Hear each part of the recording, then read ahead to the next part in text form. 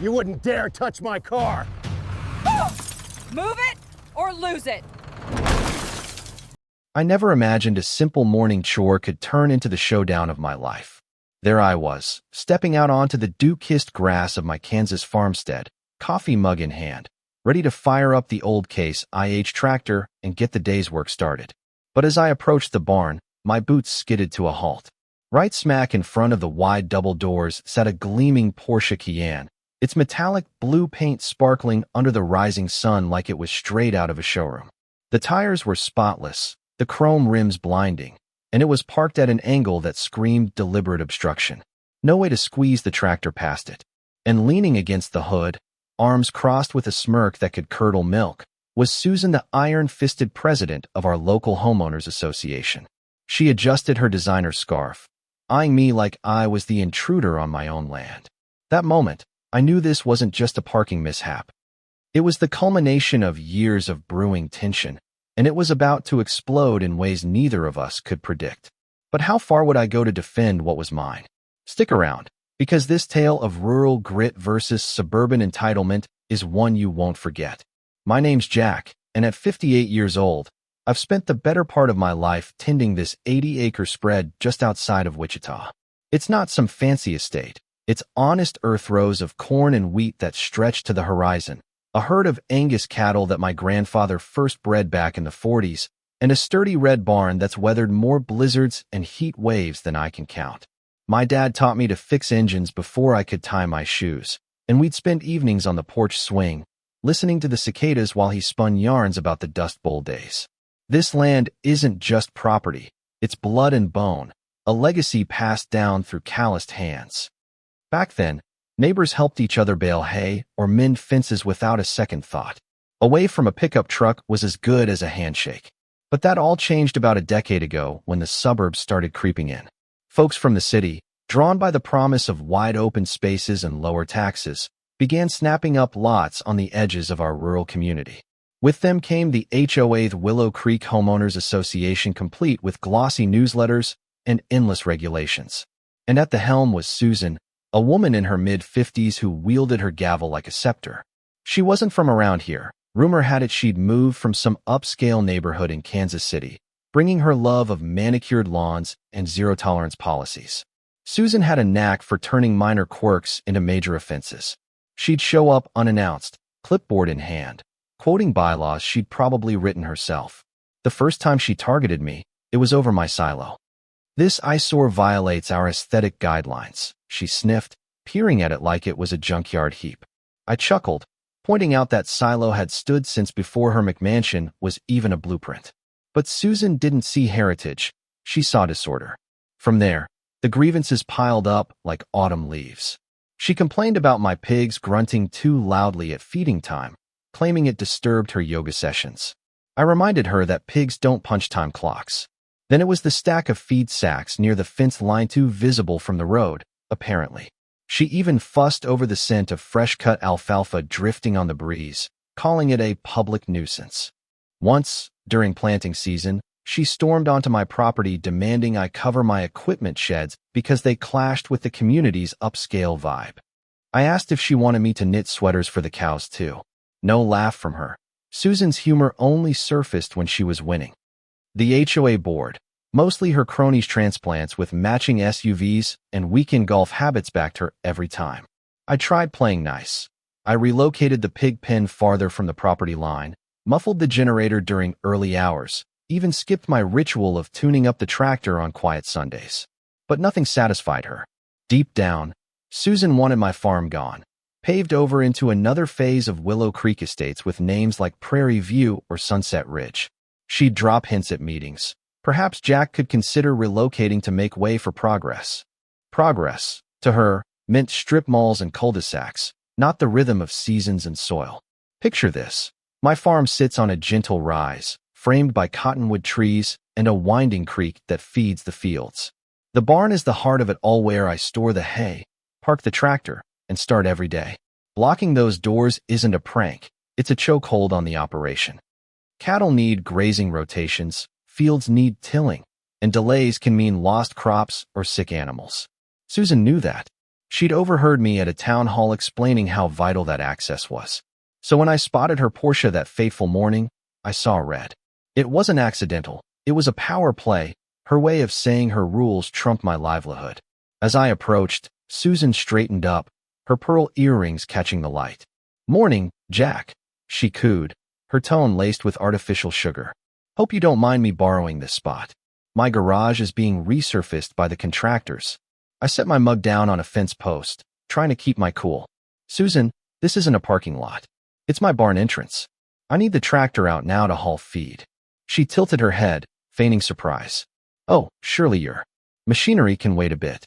It's not like the cows are on a deadline." That jab ignited something in me. "My cows don't wait for HOA approvals, Susan. They eat or they suffer. Move the car."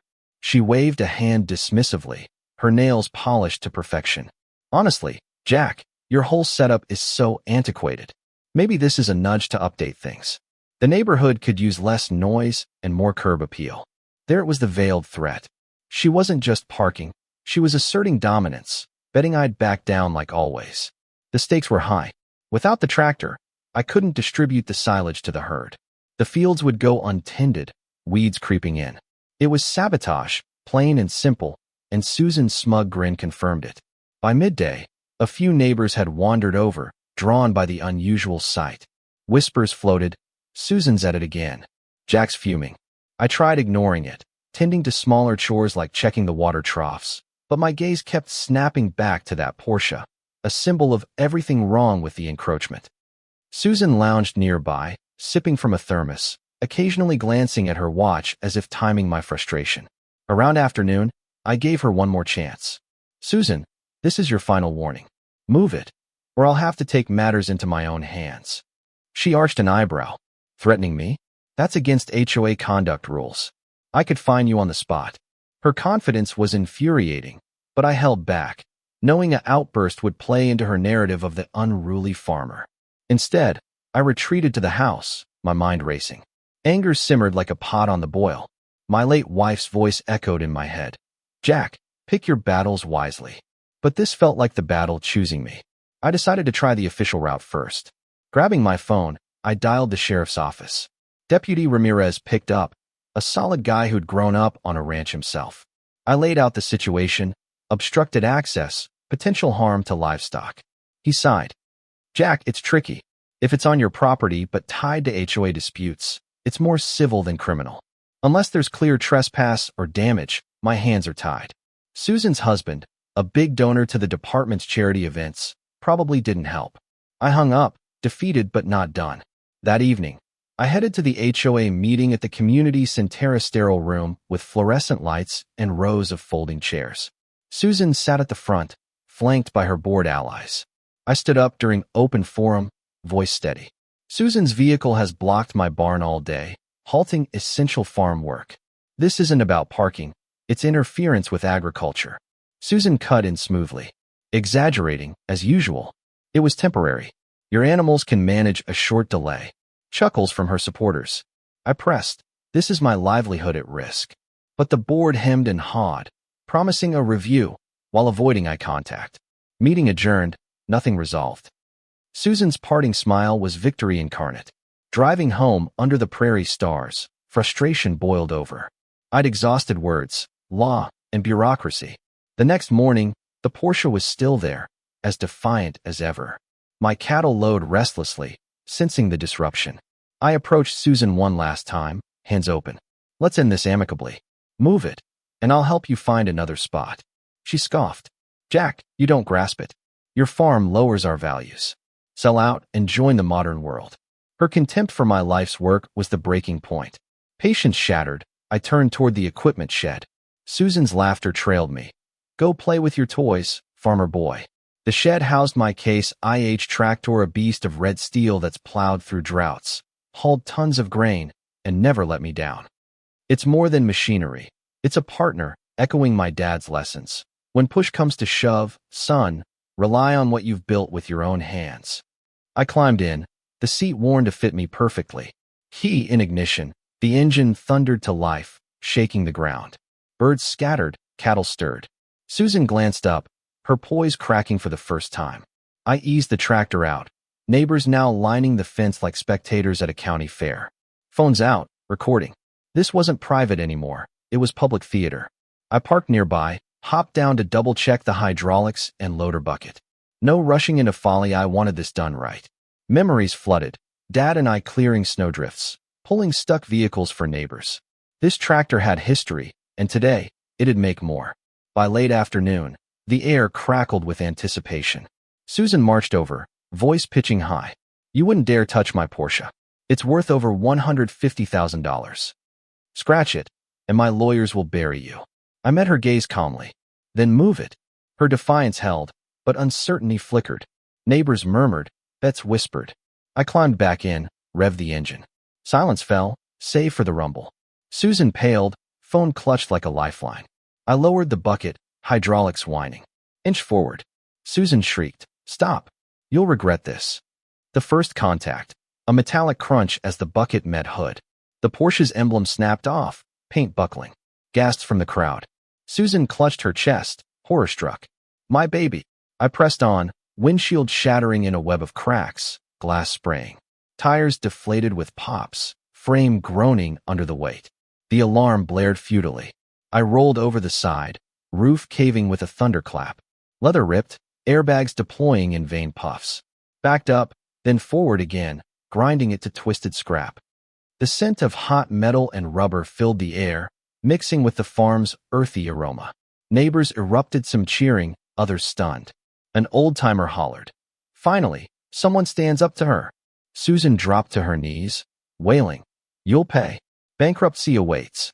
But her threats rang empty amid the wreckage. I shut off the engine, stepped down. The Porsche was a mangled heap, oil pooling in the dirt. Should have moved it, I said flatly. The crowd buzzed as Deputy Ramirez arrived, siren off. He surveyed the scene, suppressing a grin. Jack, care to explain? I did. Repeated requests, obstruction of farm ops. Susan ranted. Arrest him. Vandalism. But Ramirez nodded. Under the state's farm protection statute, blocking agricultural access during operations is illegal. Susan, you're cited for interference. He handed her the ticket. She sputtered, Me? The victim. Neighbors chuckled. Ramirez added, Jack, file for any damages, but this looks like necessary action. The shift was palpable. At the next HOA meeting, grievances against Susan poured out, fining kids for lemonade stands, banning garden gnomes. The board ousted her as president. She stormed off, vowing revenge, but her power was broken. The community breathed easier, waves and nods replacing whispers. Life normalized. Cattle grazed contentedly. Fields flourished. The scarred ground where the Porsche met its end became a badge, a reminder of standing firm. One evening, a young neighbor asked, How do you find the courage? I patted the tractor. Sometimes you fight with laws, sometimes with steel. In the end, this wasn't just about a car or a barn. It was proving that entitlement can't bulldoze tradition. Susan slunk away, her influence shattered. My farm thrived, unthreatened. And that tractor? It gleamed in the shed, ready for whatever came next. What do you think, folks? Have you faced injustice or considered violence in the face of bullying? Share your thoughts in the comments. Take a stand on whether actions like mine cross a line or deliver deserved justice. Let's discuss the gray areas of right and wrong in everyday battles.